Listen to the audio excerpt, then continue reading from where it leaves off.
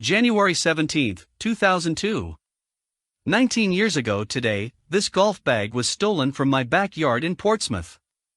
The mouse was in a toolbox right beside the golf set, but the toolbox was not touched. Thieves do not want tools because they have no interest in working. Why were my golf bag and my tool trolley sitting in the backyard? I had just bought a newer Astro van. Charlotte had to be in Fairfax for a 12 noon meeting at George Mason, and it was almost 9 o'clock when we went to hop in the truck. I decided to quickly swap everything out of the old one into the new, and there is a last in, first out thing going on. You know, everything is sitting on top of blankets, so we first took everything out and set it all on the ground, then we could pull out the blankets and put them into the new van first. Then we put all the other stuff in, on top of the blankets. But we were in such a hurry, we forgot the golf bag and the tool kit. When I got home, the tool kit was sitting right there. I said, but there were two things. What was the second? Oh shit, my clubs. When I called the police to report the theft, the lady taking my report asked, among other questions, had I ever served in the armed forces? Why do you need to know that? I asked her. Because I will not give you a report number for your insurance claim if you do not answer. I told her I did not care about insurance, I wanted the police to actually try to locate and return those specific clubs. I had worked for years to get just the right clubs to support my game.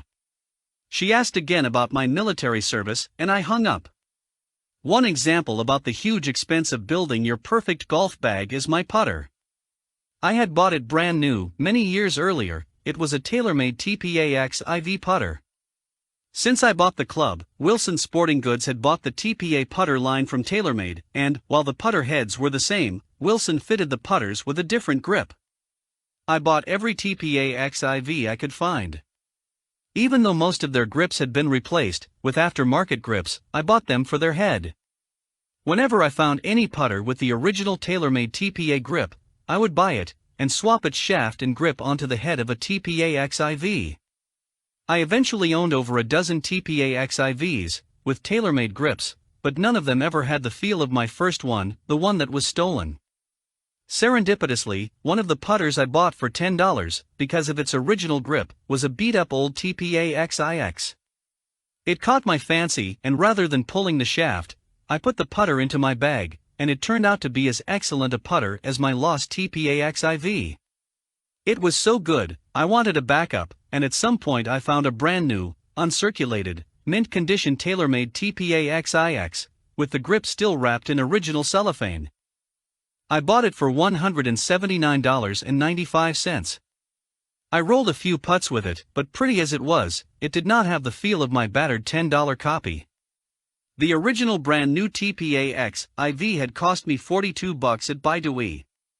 Once it was stolen, I spent approximately $540 to finally find another putter just as good.